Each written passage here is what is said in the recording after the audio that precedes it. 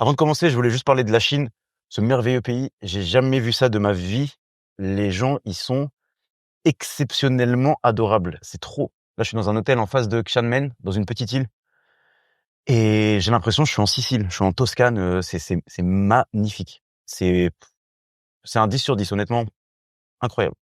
Donc je recommande les gars, la Chine, c'est le futur. Comment networker? Donc c'est un mot qui a été tellement galvaudé que moi, il m'horripile ce mot. Je vais aller networker. Ça me sort par les yeux. Il y a 2 moments dans ta vie où tu dois networker. Il y a tout au début, tu dois faire le rat et envoyer des 25 DM sur Twitter, tous les jours pour demander, des infos, prendre des calls et cetera. Donc ensuite, quand tu as ton home run, ta période d'opportunité, là, c'est ta période de grind. Donc là, ça sert à rien de networker parce que ça va juste te rajouter, du shiny object syndrome plus qu'autre chose. Et au bout de ce grind, là, c'est important de networker.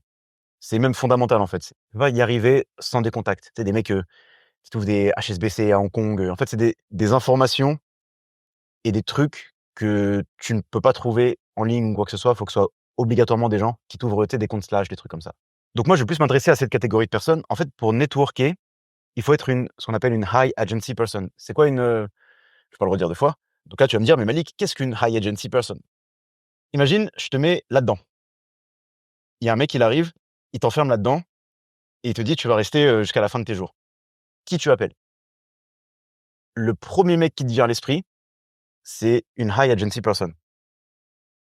En théorie, tu es censé me dire: «Bah, moi, je me sors de là tout seul parce que j'appelle un tel qui connaît un tel qui me fait sortir».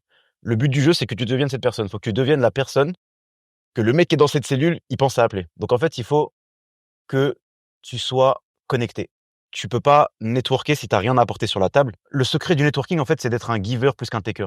En fait, il faut mettre les gens en relation. Faut pas faire comme à Dubaï, essayer de gratter sa com, pour j'avais un pote à moi, il arrivait à Dubaï et il passait des coups de fil pour capter des gens et cetera. Je te jure, il y a un mec, il l'a pris au téléphone. Donc mon pote, il voulait juste prendre un café avec lui, tu vois? Le gars, c'est pas, il commence à essayer de le closer. Alors oui, en fait, on a cette offre-là, machin. Faut pas faire ça, OK? Faut mettre des gens en relation, ils font leur argent, tu prends pas ta com, c'est pas grave. Hem, Faut vraiment être le genre de personne que les gens appellent en se disant: «Ah ouais, lui, peut-être qu'il peut m'aider», et c'est à partir de cette base-là que tu peux commencer à networker. Donc en fait, le network, c'est très simple, c'est juste, tu donnes aux gens, c'est tout. Et tu vois, là, je l'ai mis dans mes notes. What do you bring on the table? Si tu bring nothing, mon ami, repasse plus tard. J'ai mis aussi apprendre à lire les gens. Ça, c'est un gars à moi qui est le plus riche et le plus jeune que je connais, c'est assez drôle. Et je lui ai dit une petite question de podcast en mode, «Dis-moi, c'est quoi le secret? C'est quoi ton secret et tout?» Et il m'a dit, c'est qu'il a appris à lire les gens, et je suis assez d'accord avec lui. Moi, j'appelle ça ma malédiction et ma bénédiction. C'est qu'en fait, une fois que tu sais lire les gens, la vie, elle devient tellement boring. Parce qu'en fait, les gens, ils sont tellement simples, qu'il faut juste leur faire parler d'eux, en fait, c'est tout. C'est limite, affligeant, tu vois? Surtout les mecs. Donc apprendre à lire les gens, c'est vraiment un super pouvoir. Genre, tu sais, tu tellement de gens autour de toi t'ont dit, «Oh putain, il m'a scam, machin», tu as envie de leur dire: «Mais tu l'as pas vu arriver de là-bas le gars», tu vois? Tu sais, c'est des trucs tout bêtes. La façon dont le mec il parle des filles, tu sais le mec qui dit son CA alors que tu l'as rien demandé, tu vois? Il dit son CA et après il te regarde pour voir ta réaction, tu vois? Tu sais, ces petits trucs-là que tu es censé savoir lire, tu vois? Ensuite, j'ai écrit: «Arrêtez d'être boring». En fait, ce qui est assez intéressant, quand tu rencontres, des gens que tu follow, tu sais, des rappeurs, des youtubeurs, parce que ça va arriver de plus en plus du coup. Tu sais, des mecs comme moi, tu vois? Des petits mecs.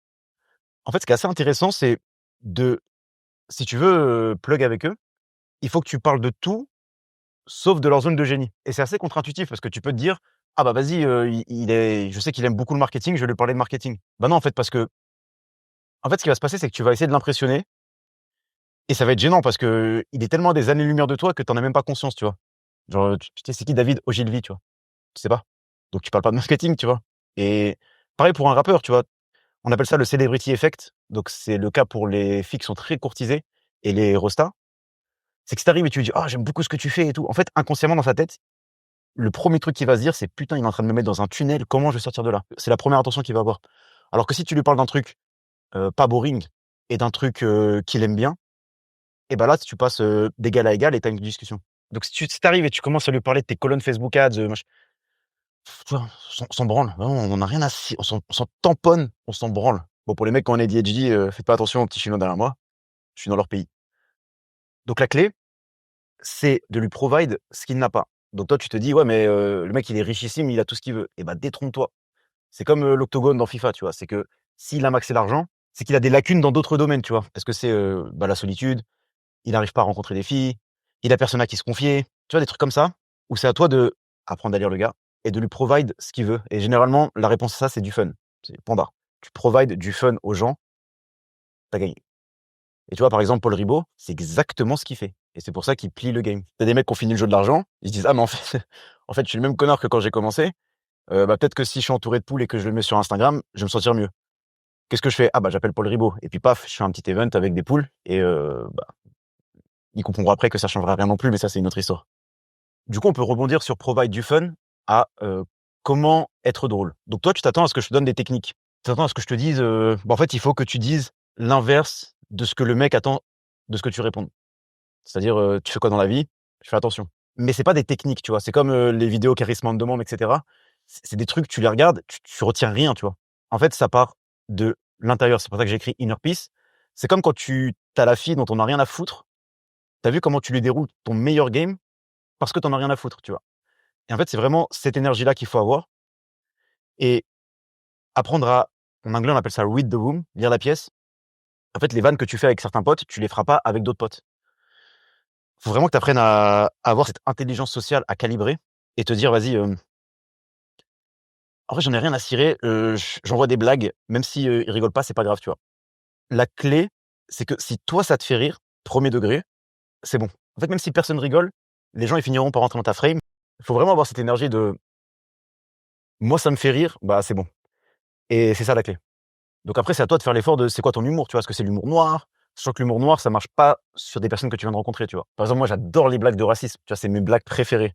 Bah, je calibre et je les fais pas avec n'importe qui, n'importe quand, tu vois? Parce qu'il y en a qui peuvent le prendre au premier degré. Par exemple, il y a 2 mois, j'étais en Algérie, j'envoie un vocal à une pote à moi, je lui dis, «Franchement, l'Algérie, c'est incroyable, c'est comme la Corse et tout, mais il y a beaucoup d'arabes quand même».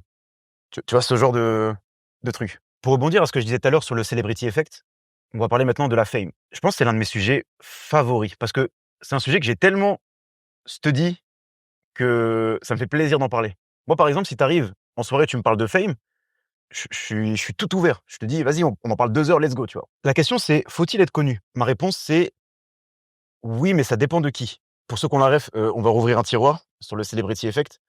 Quand vous parlez à des gens dont vous consommez le contenu, en fait, vous avez une énergie de needy qui est abominable. Donc vraiment, essayez de bosser dessus.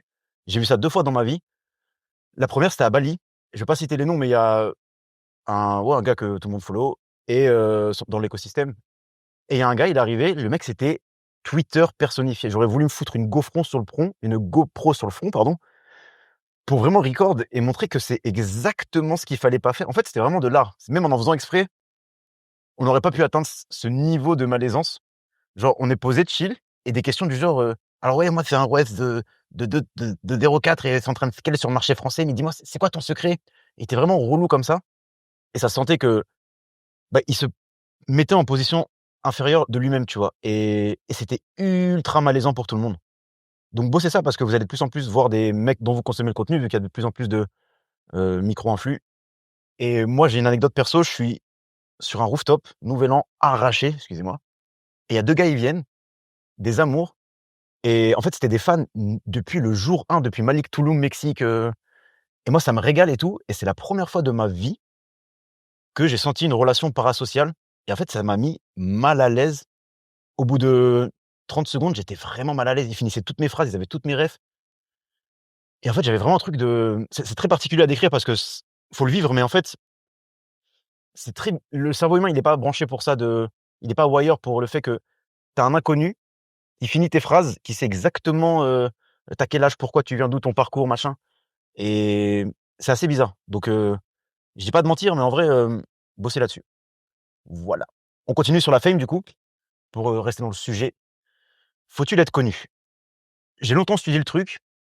En fait, ce qui est intéressant, c'est qu'il y a la majorité des mecs smart que je connais, ils veulent rester dans l'ombre et faire des sous et tu as quand même des mecs brillants qui ont compris que le futur, ça va être la distribution et la distribution, ça passe par le personal brand. Donc faut-il être connu? Moi, je pense que ouais. J'avais une relation avec une influe. Mais pas une influ, j'achète des faux abonnés sur Insta, une influ, on préva il y a Versace qui privatise une boîte, on dirait que je flex, mais c'est d'ailleurs petite allez, encore un tiroir. Ce qui est super, dommage quand tu as une vie, intéressante, c'est qu'après tu peux plus raconter d'anecdotes quand tu rentres en France, au Frankistan avec tes normies, parce que ou tu flexes ou tu mens. Celui-là, c'est là, c'est atroce. Tu vois, par exemple, là, je vais te raconter une anecdote pour illustrer mon propos, mais c'est parce qu'on est entre nous, tu vois? Je peux pas dire ça en France, tu vois? Si je dis ça en France, c'est on me dit: «Il se prend pour qui lui?» tu vois? «Pourquoi il me raconte ça, pourquoi il veut flex sur moi et tout?» C'est pour ça que Oussama Ammar, moi je comprends, hein. Tu sais qu'en vrai, jouer aux cartes avec, un patron des yakuza, bah, tu vois, ouais, c'est pas un truc de fou, tu vois? C'est moi j'ai pas moi, mais j'ai connu des histoires, mais 1000 fois plus légendaires, tu vois? Donc on ferme le tiroir et du coup, donc ouais, pas, un flux, j'achète des faux abonnés sur Insta, un flux de il y a Versace qui privatise, une boîte à Bangkok et il y a, le Johnny Depp de Thaïlande qui rentre avec 2 shooters et des mecs armés, machin et il fait la promo du truc et tout. C'est voilà, ce niveau de fame, tu vois? Et du coup, j'ai vu, bah, l'envers du décor, les coulisses, c'est comme je dis souvent, la fame, c'est un cadeau empoisonné. Quand tu fais du mainstream, de l'entertainment, c'est atroce. Vraiment ça, par contre, je vous recommande pas de faire, du divertissement parce que tu tapes dans la masse et en fait, plus ton public, il est mainstream, plus l'intelligence, elle est diluée, la psychologie des foules et en fait, tu te retrouves à deal avec des gros teubés, tu vois? Tu as des mecs, ils sont obligés de mettre leur famille à Dubaï, tu vois? En fait, sur la fame, tu vois, là, tu es un nobody et là, ton père, il finit dans un coffre de voiture, on t'appelle en FaceTime, tu payes, 3 000 000 en crypto, sinon on brûle la voiture d'essence. Toi, tu as envie d'être là, tu vois? Donc en fait, ce qu'il faut que tu fasses, c'est que tu deviennes une local celebrity. Faut que tu sois connu dans ta ville. Faut que tu sois la référence de ta ville. Faut que tu sois le maire de ta ville. Le maire de Bangkok. Ça, c'est vraiment le glitch ultime parce que, tu vois, un Yomi, et encore c'est un mauvais exemple, il marche au Japon, tout le monde s'en fout, tu vois? C'est pour ça que tous les Nekfeu et cetera, ils partent tous au Japon, parce que tu marches là-bas, tu es personne et ça régale, c'est un plaisir. Parce qu'en fait, la fame, elle est calculée avec une métrique simple, c'est combien de fois on te reconnaît. Donc si c'est, tous les mois, ça va. Si c'est une fois par semaine, tous les jours, toutes les heures, toutes les minutes et en fait, quand tu passes la barrière de tous les jours, juste une fois par jour, je te jure ça à dire comme ça, tu pourrais dire: «Non, c'est cool et tout». Je te jure que pour ceux qui créent du contenu et qu'on a déjà reconnu dans la rue, moi, par exemple, on me reconnaît genre une fois par mois, tu vois?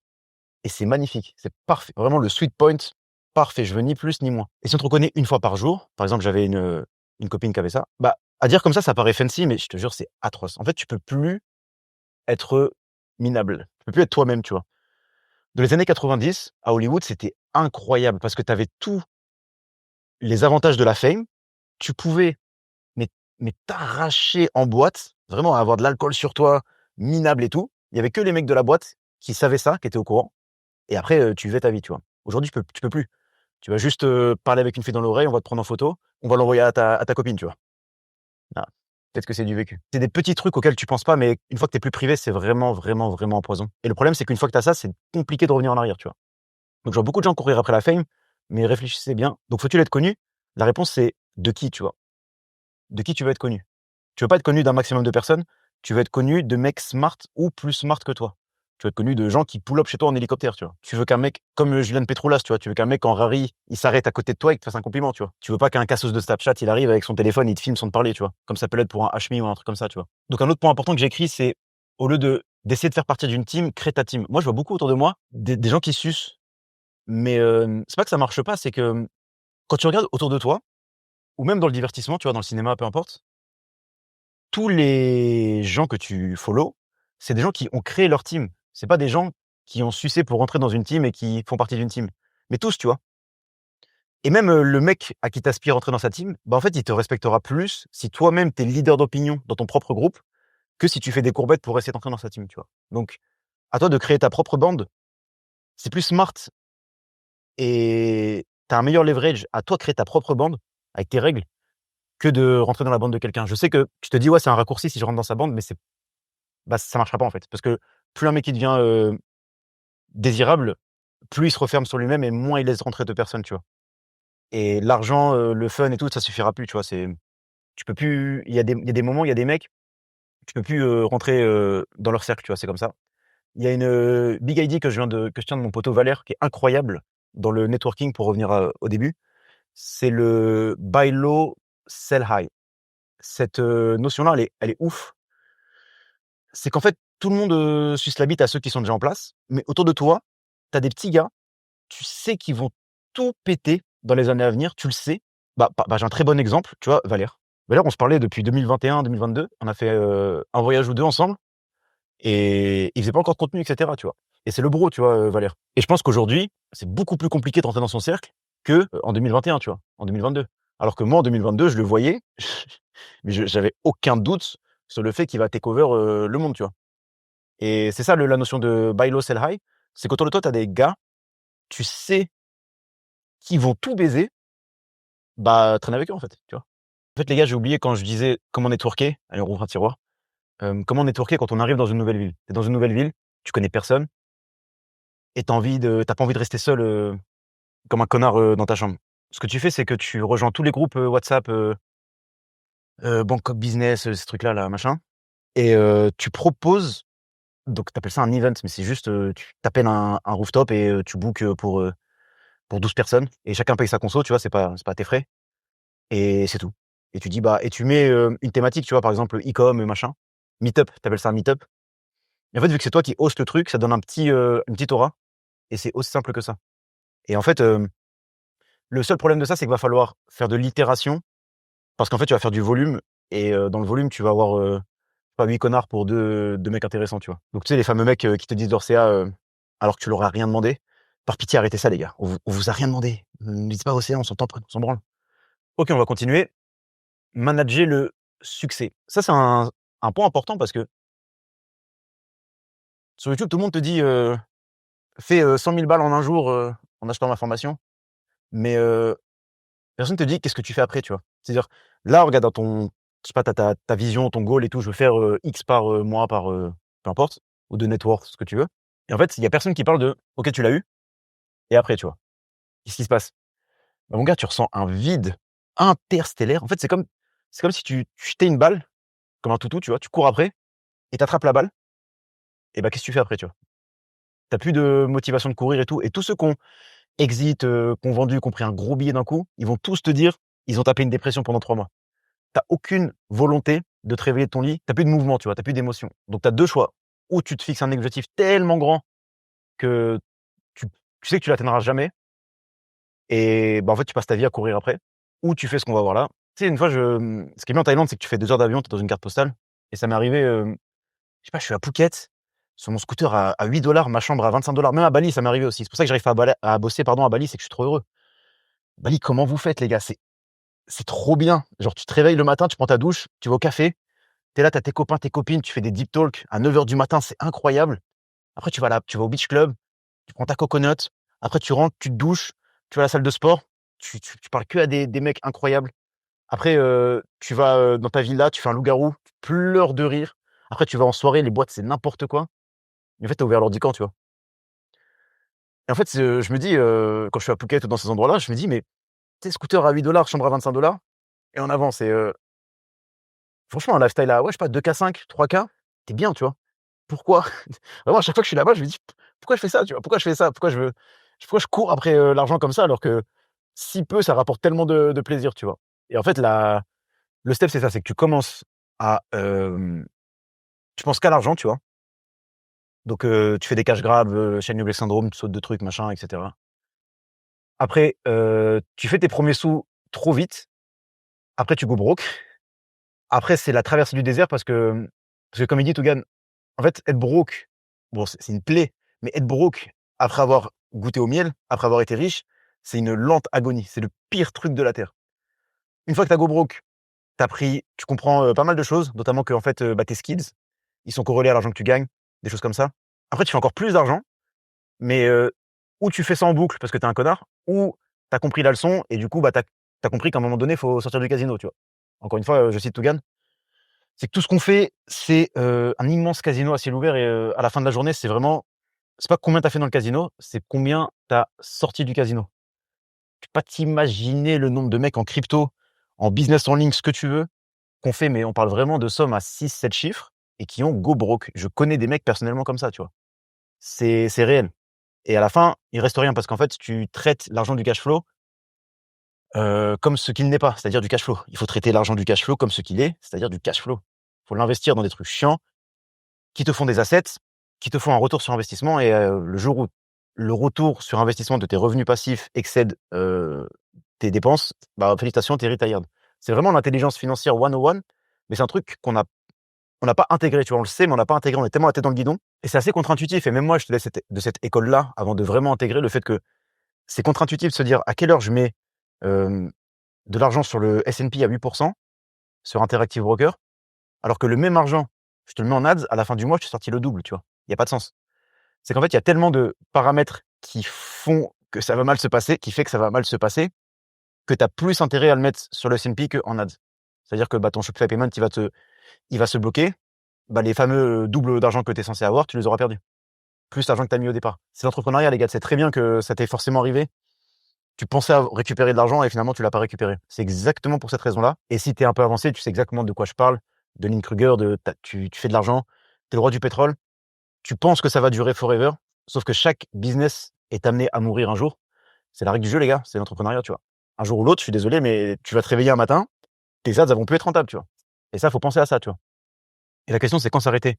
Tu vois, si tu veux DM, fonce, fonce. Je te jure, c'est possible. Tu vas y arriver. Maintenant, faut payer le prix, tu vois. Faut payer le prix. Il faut devenir la personne qui a DM, tu vois. Big money never comes clean.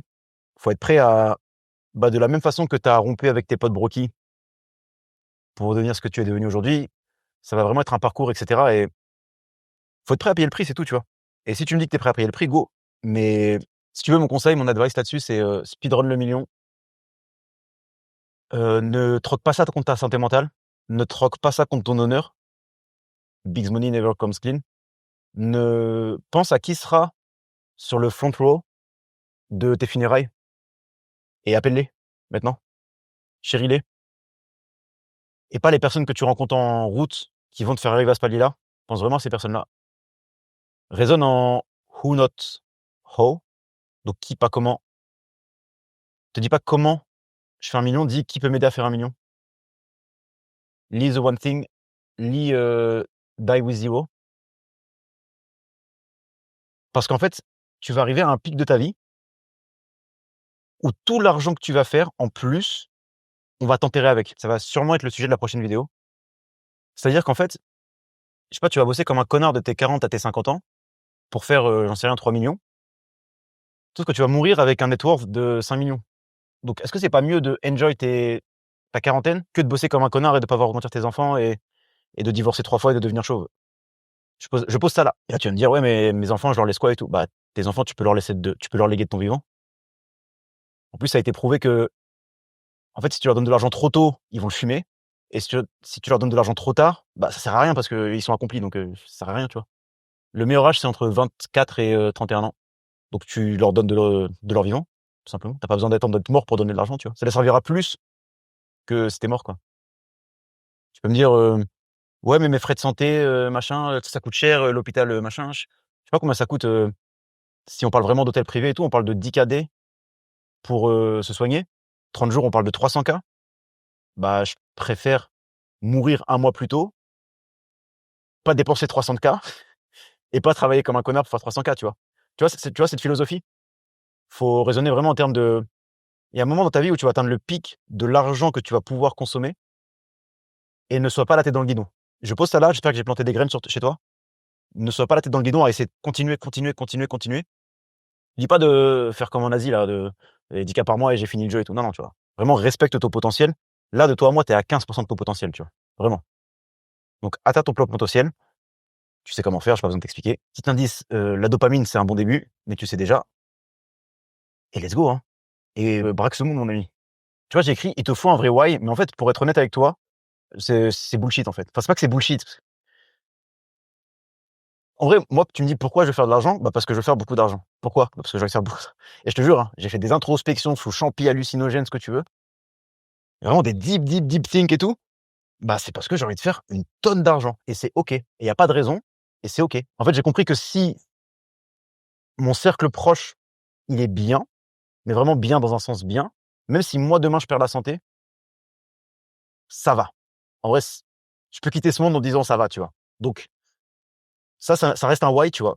Mais en vrai, le why, c'est juste, j'ai envie de marcher. Tu vois, l'hôtel là dans lequel je suis, me dire, bah, avoir l'énergie de me dire: «Je peux l'acheter». Pas l'envie, mais l'énergie. C'est comme quand tu as vu, quand tu as pas d'argent, tu as envie de tout acheter et quand tu as de l'argent, tu passes devant les boutiques et tu as plus envie de rien acheter et tu t'habilles comme tu t'habilles comme ça, tu vois? Donc c'est un peu cette énergie-là que je veux, tu vois? Et le truc, c'est d'être en paix avec, sur la road, tu vois, sur la route, de pas se mettre en souffrance, prends un peu des bouddhistes là-dessus, tu vois? Donc voilà les gars, maxer l'argent et essayer d'extract le plus de value que vous en pouvez. Ta mère, ça lui fera plus plaisir si tu l'emmènes une semaine en Bretagne que si tu lui achètes une Rolex. Donc maintenant, on va parler de comment ne pas être boring sur YouTube et on va finir la vidéo avec un petit bonus de highlights des livres que j'ai lus. Je sais que ça plaît pas mal ce format. Donc comment ne pas être boring sur YouTube? Le problème de YouTube, c'est que là, sur ton poignet, tu as une, Cartier Santos. Bah, félicitations, mais tu rien à raconter.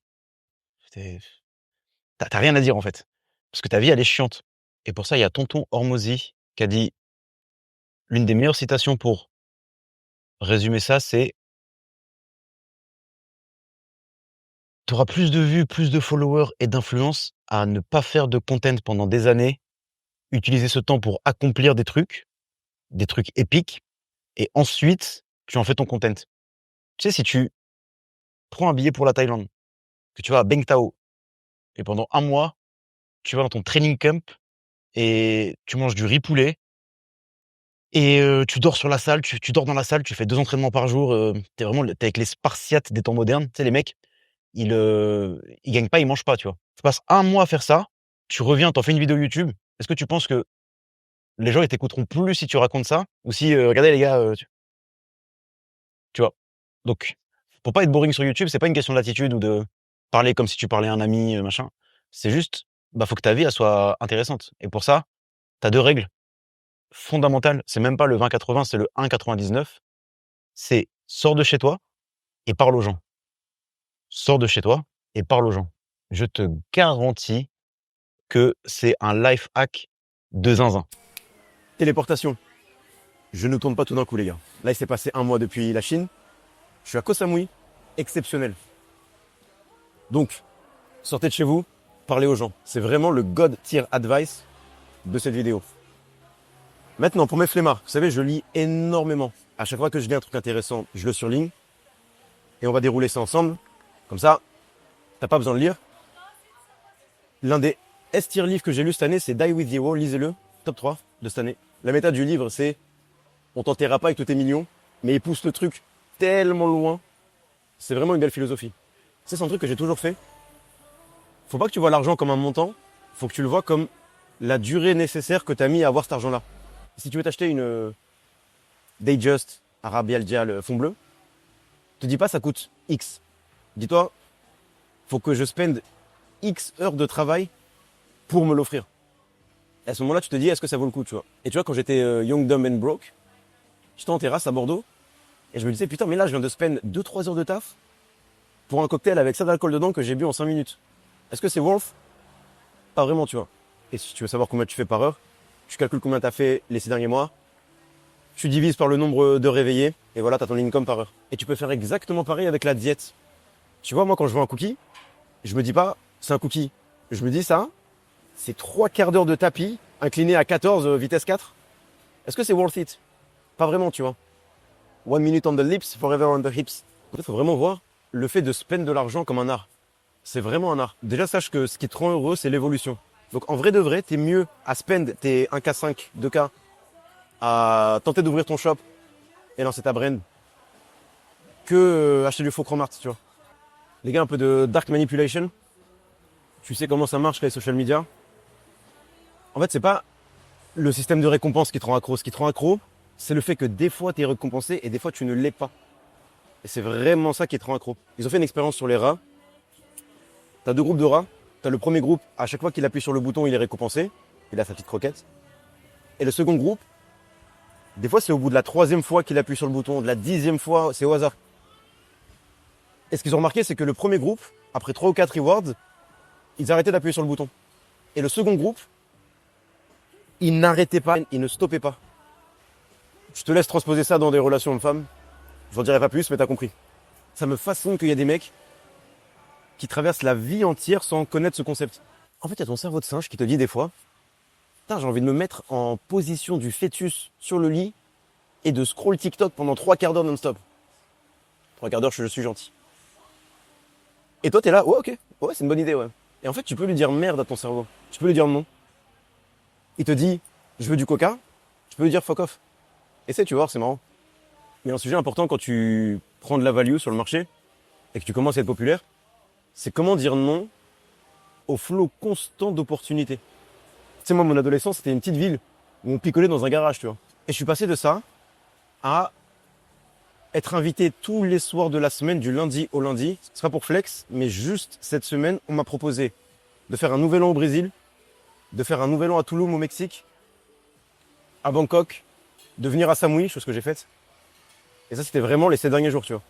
Et en fait, ce qu'il y a de atroce, c'est que tu peux le faire, tu vois. Et c'est vraiment un problème de riche, mais en l'espace de 5 ans, je suis passé de personne m'appelle, donc on va dire j'ai faim par exemple, tu vois. J'ai faim, on me donne pas à manger, à en fait, il y a un buffet à volonté de tout ce que tu préfères au monde et tu manges autant que tu veux. Et il y a juste toi qui peux te réguler. Le truc, c'est que si tu manges trop, bah à un moment donné, t'as des problèmes, quoi. La métaphore de ça, c'est que bah si tu pars trop dans le dégène, toute ta vie à part en vrille, tu vois. Parce que la vie, c'est un équilibre. Et du coup, l'un des frameworks qui m'a aidé, c'est tu fais ta vision, ok. Et en fait, t'as des saisons de vie, tu vois. Tu as ta grande vision, mais à la fin de la journée, c'est des saisons de vie, t'as des périodes. Des fois, t'es en mode dégène où tu croises les mecs qui vont bosser pendant que toi, tu rentres de soirée. Et des fois, t'es en mode monk mode où tu te laisses pousser les cheveux et tu captes personne jusqu'à laisser en vue des mecs qui font 6 chiffres par mois tellement tu réponds à personne et t'es dans ton truc, tu vois. Selon la saison de ta vie, la période de ta vie, tu te dis, est-ce que c'est align avec ma vision? Oui, non, let's go. Sauf qu'il y a quand même un truc important, c'est qu'il faut jamais refuser une aventure parce que tu sais jamais sur quoi ça va débouler.